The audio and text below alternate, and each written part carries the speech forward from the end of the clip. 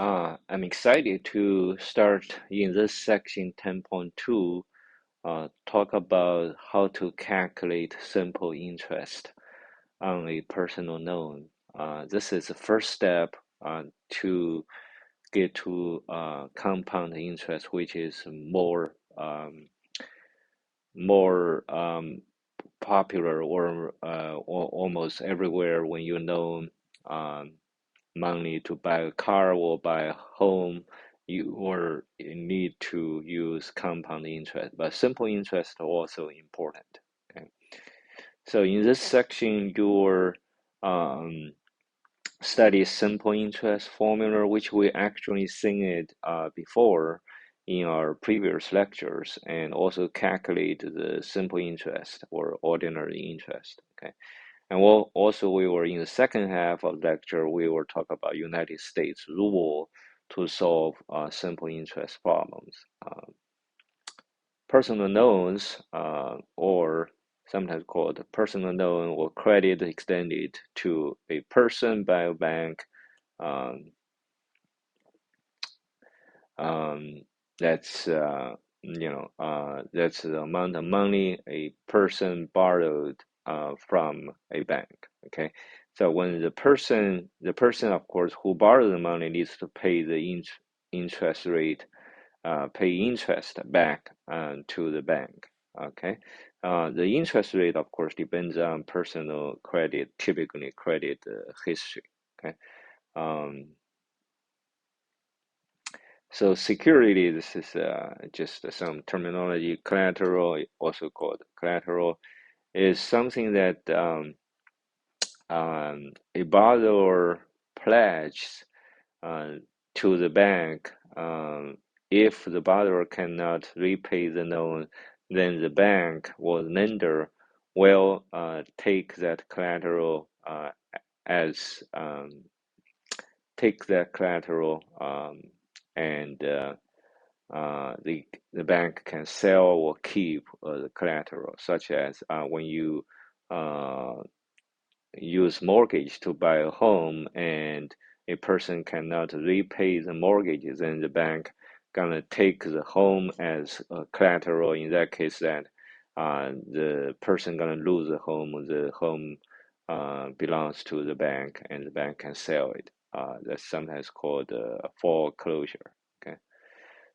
Personal note is just a contract. Okay, contract. Um, that states the terms and conditions of a loan. So if you have a student loan, then you will have the loan note. Okay. So a lot of times, for example, students, oftentimes they cannot apply for student loan by themselves. They will need a co-signer, typically their parents, to co-sign the loan contract to get the loan from the bank. Okay. Interest. So what is interest? Okay.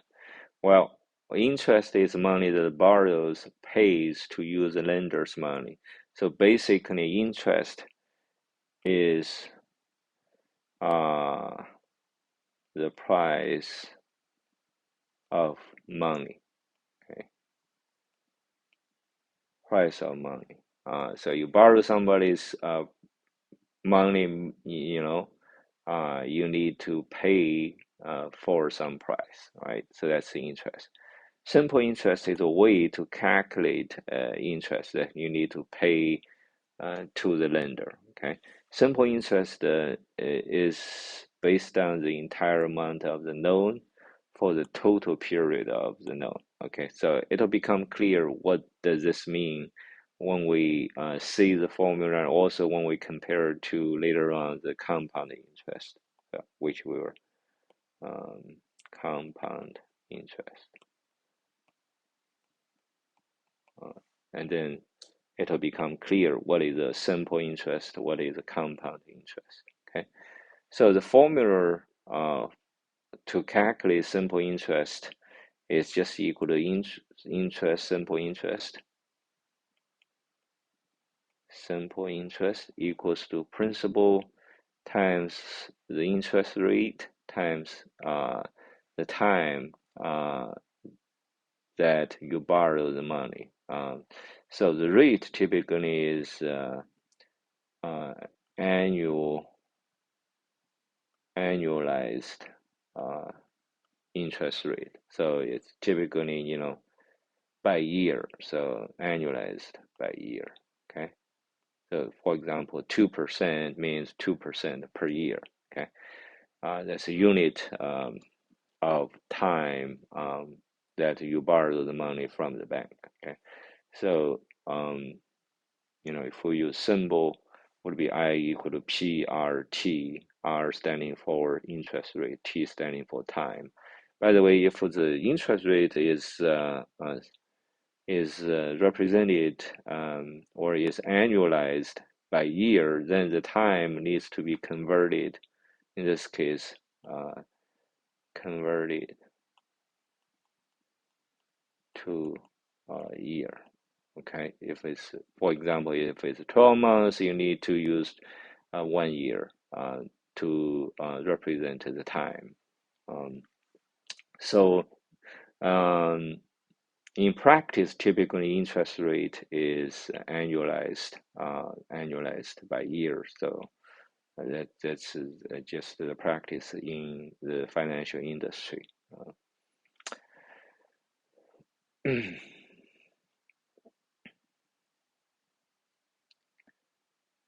Okay, so banker's rule is just a convenience to calculate the time. Okay, so it assumes each month has 30 days and a year has 120 days or 360 days.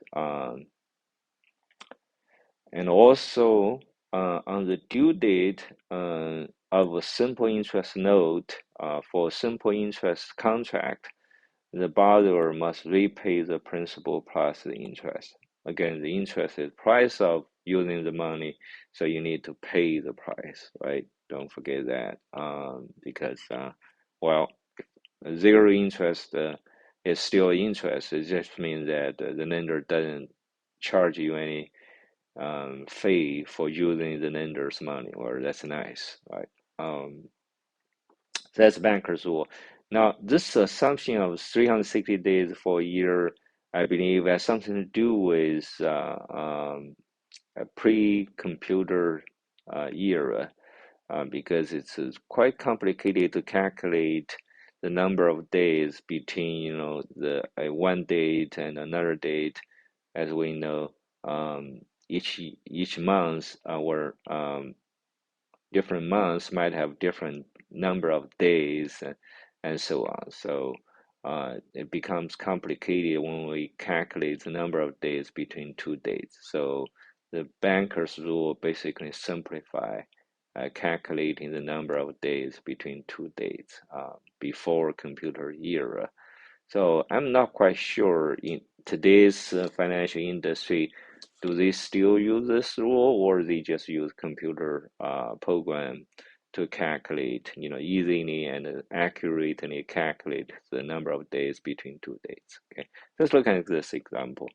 Sherry borrowed 6,200 to replace the roof, and she obtains a 30-month loan. So that's the time that she can borrow the money, and she needs to repay at the end of 30 months. She needs to repay the loan, and the annual or for this note is a use simple interest rate, 5.7%, 75%. Again, this is per year, right?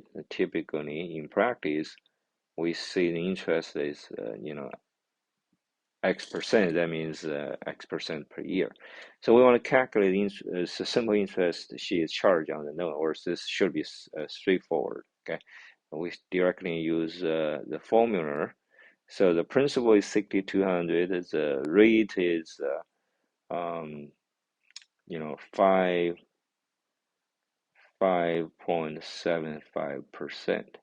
If you convert that to decimal, you basically divide 5.75 by 100, you get 0.0575. Okay. So you always convert a percent to decimal when you use a percent number to do calculation. And T is 30. Remember, because this is rate is per year, it's annualized the interest rate. Therefore, the 30 months must be converted to year, or 1 year has 12 months, so you need to divide 30 by 12, that gives you 2.5 a year. So this is important, okay, to apply the simple interest rate formula. So, and then we just directly use the formula I equal PRT and plug in the number. It should be straightforward for each quantity, and we get this number 891.25. So that would be the interest she will be charged after 30 months. Okay, is $891.25, and then the total amount, which means the principal plus interest she needs to repay the union, is just the sum of principal plus interest, 891.25. So this should be straightforward. 7,091.25. Not too bad. So this is, of course, is quite straightforward. Now, let's talk about the discount notes. What is this discount notes? Again, notes is a contract, right? Discount notes, that means the interest needs to be paid at the time the borrower receives the loan. Okay, so sometimes this is called bank discount. Okay, the interest charge is called the bank discount. That's a strange name. But later on, we will see why bank makes such kind of contract. By the way, the contracts are called financial instruments. Contract, financial instrument, financial instrument,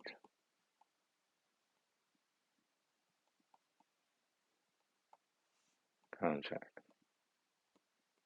They are basically the financial product for bank to make money. So the discount notes is a financial product that is made by a bank to make money. And later on, I will show you why bank can make a little bit more money, squeeze a little bit more money out of a customer by using this discount note. Okay. Let's see, this person took out a 500 loan using a 10% discount note for a period of 3 months. Okay, so this nothing new. Principal is 500 and interest rate is 10%, of course, per year, and the time is 3 months. We know that we need to convert that, right, to a year, which is 3 over 12 year, which is 1/4, 0.25 year. So we want to determine interest she must pay to the bank on the date she received the loan. Notice this is a discount note, okay? By the nature of this contract, meaning that the borrower needs to pay the interest in the beginning when the borrower received the loan. So, but the calculation method is still the same. So let's just do the calculation, and then the net amount of money she receives from the bank. So in this case, when there is a discount note is written, then the borrower actually receives the loan amount less the interest paid at the beginning. So net amount actually is going to be fewer than $500. Okay, and then what's the actual rate of interest in this case for the loan? So let's look at each question. First of all, let's calculate the interest she needs to pay at the beginning because this is, again, a discounted note. Right? PRT, straightforward, again, the 10% convert to decimal is 0.1, and 3 months convert to year is 3 over 12. So you get calculation 12.50. So that's the interest she needs to pay. In the beginning, she loaned 500. So the net amount she actually received is 500 minus 12.50. Of course, it's 487.50. So actually, this sometimes the interest is in the form of a fee. So when you take out the student loan, a lot of time a student loan charges a certain kind of fee in the beginning. So if you take $100 student loan and there's a $5 fee and charged, then you actually only receive $95 in the beginning because you need to pay for the $5 fee. Okay. What's the true interest rate of a discount note? Well, because the borrower actually only receives $487.50, right? And the borrower pays interest 12.50. So let's calculate the actual interest rate. So interest I equal to PRT. In this case, R is unknown, okay?